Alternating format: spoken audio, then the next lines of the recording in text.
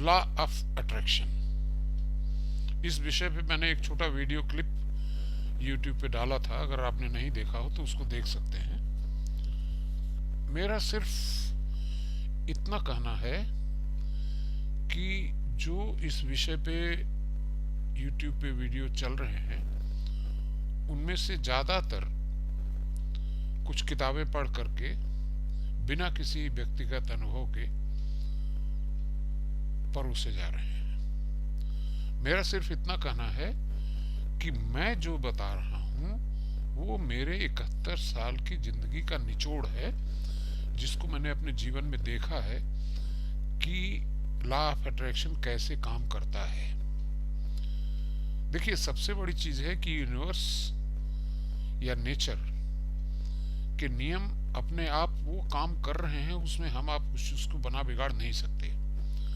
एक सिस्टम है यूनिवर्स का जो कि it is already working. Now it is up to us that we ourself switch on to that system.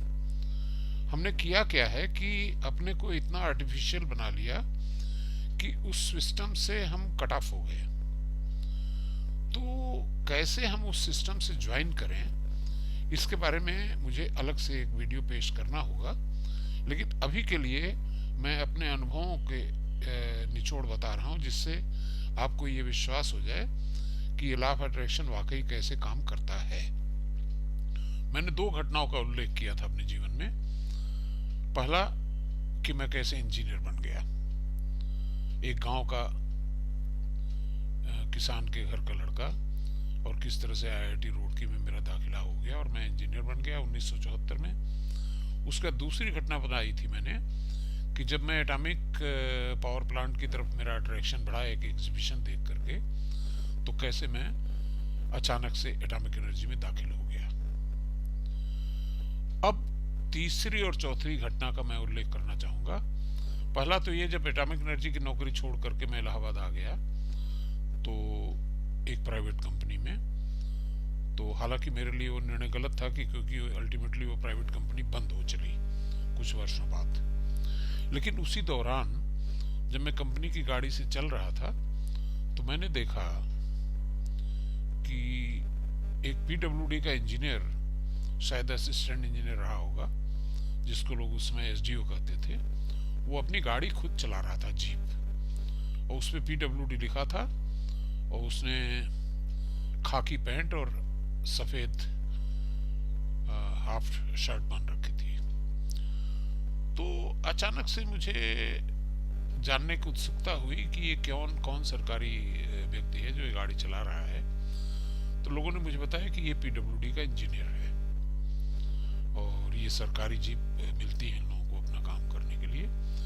तो मेरे दिमाग में एक जिज्ञासा हुई कि काश मैं भी सरकारी इंजीनियर बन जाता तो मुझे गाड़ी मिल जाती और मैं खुद ड्राइव करता और सरकारी नौकरी एंजॉय करता। तो फिर से मैंने किसी टाइम्स ऑफ इंडिया न्यूज़पेपर में संभवतः एक यूपीएससी का ऐड निकला था जिसमें था कि सिंचाई विभाग में सहायक अभियंताओं की भर्ती की जानी है और only on the basis of interview. मैंने अप्लाई किया and I was called for the interview और मेरा इंटरव्यू बहुत ही अच्छा गया and I topped in that list और अल्टीमेटली मैं सरकारी विभाग में असिस्टेंट इंजीनियर के पद पर दाखिल हो गया। ये तीसरी घटना है और वहां पे मैं कोई 32 साल रहा। अब चौथी घटना जो मेरी लाइफ की है वो ये है कि मैं पूरे जीवन पर्यंत ये सोचता रहा कि शायद हमारे देश में नौकरी रोजगार की दिशा में सही कदम नहीं है, तो क्यों न एंटरप्रेन्योरशिप को बढ़ावा दिया जाए। तो आजीवन में सोचता रहा कि काश मैं एक छोटा उद्योग स्थापित कर पाता जिसमें मैं कुछ लोगों को रोजगार देता। और इसके अलावा मैंने ये भी सोचा कि उस उद्यमिता का विकास हमारे युवाओं में कैसे हो सके, इस पे काम किया जाए।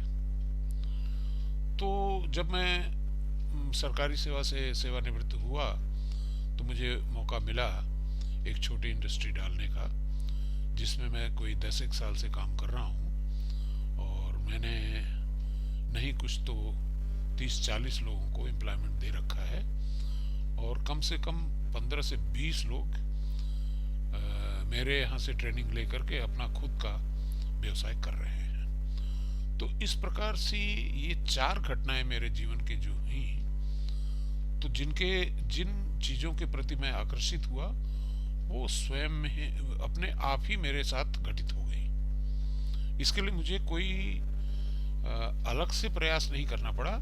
सिर्फ इतना सा था कि मेरे मन में इच्छा थी कि ऐसा किया जाए या ऐसा बना जाए, वो मैं बन गया।